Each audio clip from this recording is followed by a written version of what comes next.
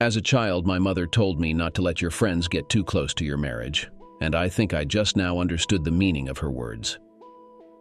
My wife and I spent 6 happy years of marriage together, until at some point she offered me a temporary separation, which shocked me. I didn't fall for her manipulations and found a solution, and eventually she regretted her decision. We tied the knot relatively late. I was 30 and she was 33. It happened 6 years ago. Before our paths crossed, we both lived without denying ourselves anything, and financially we were pretty much making ends meet. Our premarital conversations revolved around our shared desires to have children and the agreement that Pamela would be a stay-at-home mom until the youngest child went to school. We both believed in the importance of having a full-time parent at home for the well-being of the child, provided it was financially feasible. To make our dreams come true, we needed to save enough money before starting a family. This meant that Pamela and I both worked full-time, with me taking on as much overtime as possible. I'm used to working double shifts on Fridays, working late on Saturdays, and 12 more hours when I could. The hard work has paid off, and now we own our house completely, and our bank account is steadily growing. Recent conversations had led me to believe that children were on the horizon sooner rather than later. So, when she dropped a bombshell during our Thursday night conversation, it caught me off guard. Mark, I want to discuss a trial separation. My brain froze, and all I could muster was a bewildered, "What?" Anyone who has been through a breakup knows the feeling. The one being dumped is unprepared and confused. That was me in that moment. Pamela's next statement didn't make it any clearer. I just think we need a little break from each other. Admit it, Mark. You're not as romantic as you used to be, and you don't seem to appreciate me enough. A little break would do us good. How about a month? I'll stay at Stephanie's, and you can call me whenever you want, but we shouldn't see each other more than once a week. Just trust that I love you, and I know we'll make beautiful children together. Stunned, I managed to stammer out, "I don't have any say in this, Pamela." She insisted. Please sit down, Mark. Reluctantly, she continued, There's no one else, Mark. If you tap my phones, spy on me, or hire a private investigator, it'll only signal distrust. I love you, and I'll be back in a month or so if I miss you. Feeling cornered, I expressed my frustration. "It's not fair, Pamela. You've had time to plan this, but it's all new to me." The conversation took an unexpected turn when she revealed she had plans to go out that night with her friend Stephanie.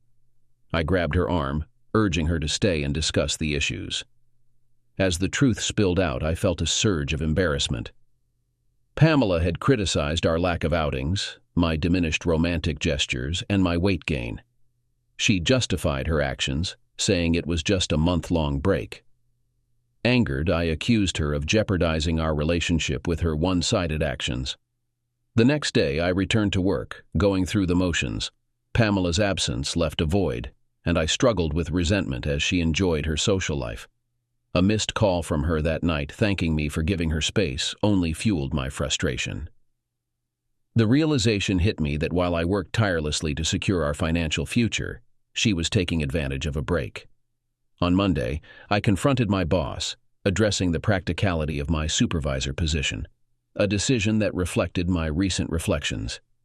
I expressed my regret to him, conveying that I couldn't commit to working overtime for a while. Regrettably, I failed to reach out to Pamela until Wednesday, when she finally called. A tinge of guilt lingered as I cold called her, prompting me to visit Stephanie's house after dinner on Thursday. Armed with a bouquet of flowers and a box of chocolates as a peace offering, I found Stephanie, Pamela's best friend, who had been divorced for just over a year. The details of Stephanie's divorce remained a mystery, though speculation suggested infidelity. Pamela was in the shower upon my arrival, and as I waited on the couch, Stephanie sat uncomfortably close. A subtle shuffle away didn't deter her, and relief washed over me when Pamela finally appeared. I handed her the flowers and chocolates, but our conversation felt strained, a far cry from our usual ease. After some small talk, Pamela asked, Did you want something, Mark? Her question puzzled me, but I clarified that I had only dropped by to invite her out the next night. Apologetically, she revealed, Sorry, Stephanie and I already made plans. My decision to quit working Friday nights for the sake of family and physical health caught her off guard. Despite initial shock, Pamela embraced me, acknowledging the need for my presence in a few months. Stephanie returned, breaking the moment with news of an upcoming party at a local club. I hurriedly left, realizing that there were things I wasn't meant to witness. Outside, Pamela and I exchanged a few words, and I begged her to come home. She promised to reconsider her decision in 3 weeks, and there was discomfort in this promise. My weekly visit the following week took place on Tuesday evening, and I found Pamela in the shower again. I carefully sat down on the sofa, deciding not to repeat past mistakes. Stephanie, dressed in a revealing outfit, she was wearing a short robe, and lace underwear was visible from under it. She began to approach slowly, which caused me concern.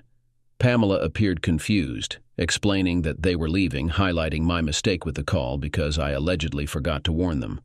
The humiliation of being kicked out did not go away, and giggling behind a closed door increased my embarrassment. The following Sunday, none of us called. I trained in the backyard using homemade strength training machines to regain my former strength. The unexpected touch of hands clasping me from behind brought a feeling of human contact 2 weeks later. Suddenly frozen, I turned around and saw Stephanie expressing her inability to resist. Shocked, I freed myself and invited her to have coffee. In the kitchen, Stephanie's outfit accentuated her cleavage. We were having a meaningless chat, which was beyond my power. When I was asked about Pamela, I refrained because she made it clear that it was none of my business. Stephanie, unperturbed, hinted at Pamela's disappointment, expecting me to beg and grovel. Expressing my patience, I shared that I had initially asked Pamela out, but she declined, never rescheduling. My lack of understanding about our separation led me to sit and wait for either reconciliation or the end of our marriage. I expected Stephanie to be alarmed, but she merely smiled, suggesting it might be a test. Not finding Stephanie emotionally attractive, I dismissed her advances. As the conversation continued, her top seemed to defy buttons, revealing a hint of admiration for our relationship. Stephanie questioned the authenticity of my love, probing if I was genuinely okay with Pamela dating others or merely pretending not to care. My veins turned ice cold as the conversation took an unexpected turn. Throughout the one-sided breakup, the topic of dating had never surfaced. However, my blunt statement, "Don't forget you're married," should have been implicit. Without uttering another word, I exited the house and slipped into my car. Arriving at Stephanie's house, I entered uninvited.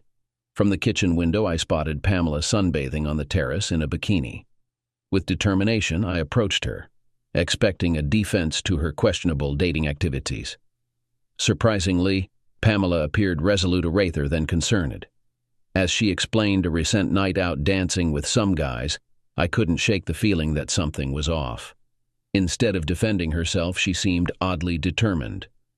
Expressing my hurt over the situation, I pleaded for clarity on our separation. I urged her to come back home, skipping the next 2 weeks. However, Pamela remained firm, stating that her old feelings hadn't returned. Her confusion perplexed me more than any of her recent irrational behaviors. Leaving without looking back, I contemplated her suggestion to ask her out again. The next weeks were marked by awkward nightly phone calls, and on a Friday I received a call at 7:00 p.m. Redirecting the home phone to my cell, I overheard music in the background. Trying to confirm Pamela's whereabouts, I saw her car at a bar near Stephanie's. Peeking inside, I witnessed her with friends, discussing our relationship.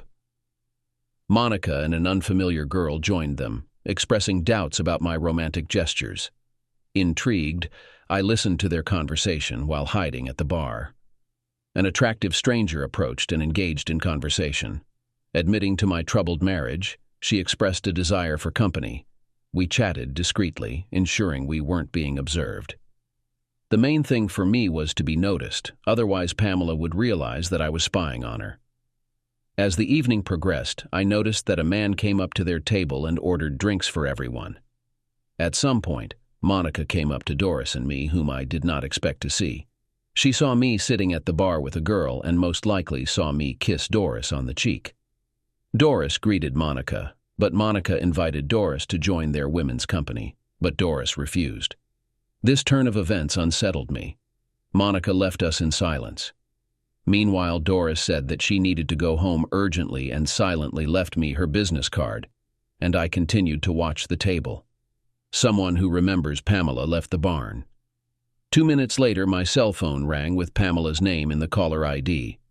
Congratulating on Easter, she questioned the background music, suggesting that we were having a party at home. No, Pamela, I'm at the bar. I replied. I spent the evening conversing with a captivating girl. What the Mark? Who said you could do that? Are you implying I'm the only one free tonight? Pamela retorted. As long as we're married, I expect you to behave accordingly. I explained. It was amusing to see her confused look. Why don't we cut the crap and go back to the way things were before? Come home. I'll meet you there. I suggested. After a pause, she declined, stating she wasn't ready. Okay, then come over for the night. I proposed. However, she firmly refused, promising to call later. I found myself pondering the implications of the evening without a clear understanding, feeling like the situation was spiraling out of control. On Saturday afternoon, Stephanie came in again. Curious, I asked her about her friend's intentions, but she denied any ulterior motives. When she tried to kiss me, I held her at arm's length, questioning her actions. What the hell are you playing at, Stephanie? I'm married to your best friend, for God's sake, I exclaimed. That's for now, Mark. I just wanted to see if I had a chance after Pamela left you. She confessed, sounding contrived but reinforcing my suspicions about her motives. If Pamela leaves me? I asked incredulously. Stephanie confirmed her hopes for a future with me, and feeling uncomfortable, I escorted her out, making it clear that her behavior was inappropriate. Our parting words revolved around Pamela and me going out again that night. I called Doris, who was happy to hear from me but couldn't make it that night. She suggested Tuesday and emphasized that she just wanted to be friends, acknowledging the complexities of her own situation. Monday morning marked the start of a new relationship pattern with Pamela. She began calling me at 6 a.m. every weekday at 6 p.m. when I got home from work and again before bed. Despite my pleas for her to return, she remained distant.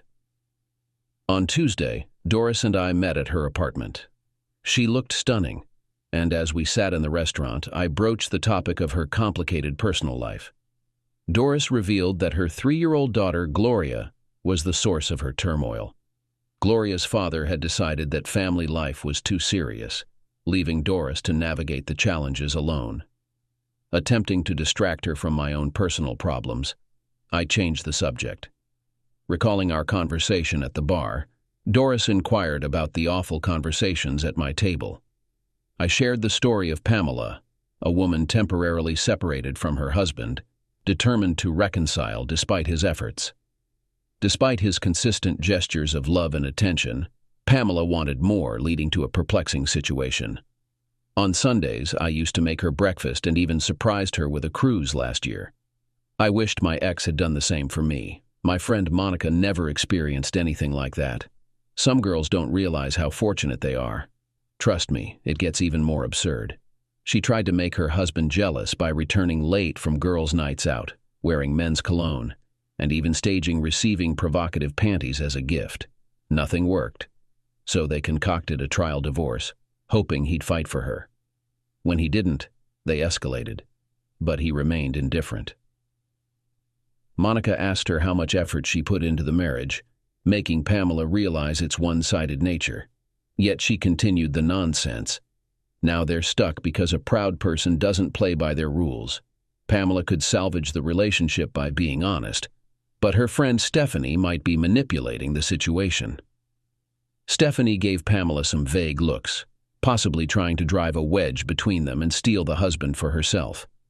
If I were him, I'd end the relationship and find someone who appreciates me. At that point, our food arrived, and we shifted to more neutral topics. I felt surprisingly comfortable with Doris. When the waitress cleared our empty glasses, my conscience got the better of me. You know, Doris, everything you've said gives me the impression that you're a very decent person with healthy values. Thank you, kind sir. She replied without hesitation. I pride myself on being a good judge of character, and I'm willing to bet money that you are a very good man. I couldn't believe how comfortable I felt. However, as she continued, I knew I couldn't continue the charade. I reached across the table and grabbed her arms, probably to stop her from running away. Taking a deep breath, I confessed, Please forgive me, Doris, but I was a bit of a liar. I'm really confused at the moment and would do anything to alleviate it. I respect you, so I'll tell the whole truth. My name is Mark, and I've been married to a girl named Pamela for 6 years. 4 weeks ago, she announced that she wanted a trial divorce despite my objections. A new friend advised me to end it because of the extreme disrespect she's shown me. I was already thinking along the same lines. I treated her like a queen, but only now did I realize how little she gave in return. Yes, you used me a little, but I can see why. Is that why you talked to me on Friday night? You were looking for a spy. Hey, you were talking to me, remember? Can I count on your friendship until this case is resolved one way or another? Sure, Mark, but friendship is all I can offer. I want nothing to do with breaking up your marriage. Thank you. Your friendship is all I need right now. Thanks for understanding. I do not know, Doris. A big part of me thinks I would feel like a complete wimp taking her back after she goes on dates with other men. Talking to Doris made me realize how unbalanced my marriage was. I'm a little embarrassed to admit it, but we both silently agreed to move our conversation to more neutral topics. The evening went on pleasantly until Doris said she needed to go home. I suggested that she take some time to think about it and contact me. I mentioned that I would understand even if she decides not to do it. The following day, while heading to the grocery store, I was unexpectedly approached by Pamela and her friends at a nearby coffee shop. To my dismay, Monica inadvertently revealed my presence, and later that evening Pamela called, expressing her dissatisfaction with my supposed spying. Despite my warning against spying, Pamela accused me of distrust and disrespect. She insisted that the trial separation wasn't working as expected and proposed extending it for another month or two. I remained silent, contemplating her motives. Pamela then suggested going out with other guys to rediscover her feelings for me, expecting me to react strongly. I chose to stay silent, unsure of how to respond. Pamela continued, proposing that dating others might help her appreciate our marriage. Frustrated, I cautioned her against inappropriate behavior during these encounters, defining clear boundaries. Although unsure if our marriage could be salvaged, I expressed my willingness to try. I implored her to return to where she belonged, and this time the silence was on her end.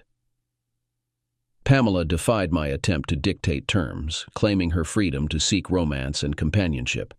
Bewildered, I pointed out the irony of her yearning for romance while running away from it. Reflecting on our relationship, I realized I had invested more effort than she had. The conversation ended abruptly with the buzzer, signaling the potential end of our marriage. Later, Doris called, forgiving me and inquiring about the latest developments. I shared the details of my conversations with Pamela and my analysis of her motives. Doris asked about my plans, questioning if I would passively wait for Pamela to mishandle our marriage. I declined the suggestion to spy, but agreed to find out where they were and consider an outing with Doris. I won't stoop to her level by staying in the same place, but the idea of meeting this weekend appeals to me. After a brief negotiation, we settled on a Sunday picnic without much difficulty. She didn't question why I wasn't available on Friday or Saturday. Our conversation lasted around 2 hours. Locating Pamela and Stephanie on Friday was swift. Spotting them in the familiar bar hinted at 2 possibilities. Either Pamela believed I was too timid to spy on her, or more likely, she was falsely accusing me of spying. Feeling slightly ashamed, I observed the scene through the windows. Pamela, Stephanie, and Monica spent the evening chatting until 10 p.m. Stephanie accepted dance offers, but Pamela and Monica declined. 2 persistent guys approached them, focusing on Pamela and Stephanie. Monica eventually left, leaving the trio at the table. The girls discreetly scanned the dark corners of the bar. To my surprise, Stephanie and Pamela left alone at 11:30, and I discreetly followed their cab until the lights went out. Saturday unfolded differently. It was the same bar with the same 2 guys waiting, and they quickly paired up at 8:05 p.m. My marriage reached its end when, during a dance, the other guy touched Pamela inappropriately. Approaching the scene, I demanded he back off, and Pamela, with a smug expression, warned me not to spy on her again. Ignoring social norms, I presented divorce papers, leaving her stunned. Observing from a distance, I saw Pamela crying intensely. Stephanie's return brought an unexpected twist as she seemed to convince Pamela that their plan was progressing as intended. Anticipating Stephanie's visit the next day, I feigned absence. Doris, a perceptive friend, welcomed me with open arms, and her mother, Jane, joined us. After explaining recent events and proving my seriousness, Jane and Doris comforted me. The next day, I ignored several of Stephanie's calls, but eventually knocked on Doris's door with red roses. Doris, perceptive as ever, invited me in, introducing me to her mother. After updating them on recent events, we spent a delightful day by the river. Despite Doris's claim of feeling left out, her wide smile revealed otherwise. Jane treated me to dinner, and I left with a chaste kiss on Doris's cheek. Upon returning home, Pamela awaited me with the papers I had given her, her car engine running, and a determined look on her face. Saturday came, and she handed me the signed papers, duly witnessed. As she walked back to her car and drove away, I was left stunned. Her parting words echoed, suggesting that now that she saw through my supposed bluff, maybe I would ask her out. I couldn't fathom her perspective. It seemed like she hailed from a different galaxy. Later, the situation took an unexpected turn. The drama escalated on Monday night when Stephanie, waiting in my driveway, impulsively kissed me. I vehemently expressed my lack of interest in her, but before any coherent response, Pamela intervened, driving down the driveway. A confrontation ensued, with Pamela delivering a blow to Stephanie's head. The police were called, and both Pamela and I ended up in handcuffs, while Stephanie received medical attention. Despite Pamela's outburst during police questioning, I was released with an apology. On Monday, I reached out to Doris, who invited me for dinner again, and her daughter Gloria requested a bedtime story. My arrival home was delayed due to discussing Stephanie's manipulations with her parents. I urged them to dissuade Stephanie from pressing assault charges against Pamela. When I returned, Pamela's car was in the garage, but the master bedroom revealed empty suitcases on the bed. Canceling dinner with Doris, we speculated on Pamela's tactics. To our surprise, Pamela confidently entered, claiming to forgive me and suggesting we move past the recent events. I questioned her about my supposed silliness and actions requiring forgiveness, leading to the revelation that she thought my divorce threat was a bluff. The revelation shattered Pamela's illusions, and she acknowledged the reality of our divorce. Emotionally drained, I explained the imbalance of effort in our marriage, highlighting the disrespect and disloyalty I had endured. To my astonishment, Pamela seemed to believe that Stephanie was the primary cause of our issues. However, I clarified that I had met someone else, a friend who helped me through the difficult times after she left. With a clear conscience, I walked away into a new life. That's the end of the story. It is important for us to hear your opinion, so write it in the comments. Did the main character do the right thing, that he eventually decided to divorce his wife? Do you agree with the main character's mother's idea that you should not let friends near your marriage? Could the ex-wife of the main character fix the situation and bring her husband back? We believe that the main character did the right thing by breaking up the marriage. They are husband and wife, and all personal issues should be resolved together. And then, it turns out that the wife made the decision herself and went to have fun with her friends. We condemn this. It is inadequate. Therefore, the man did the right thing by making the final decision on divorce. Friends need to be kept close, and enemies even closer. Friends are friends, and they should not affect your marriage. If a friend advises you something, then you can safely stop communicating with him. A true friend will not impose his opinion on you. He can give you advice at most, and then if you ask him for it. The wife has made a decision, and this is not a reversible process. All this could have been avoided if she hadn't been friends with a girl whose marriage broke up because of infidelity.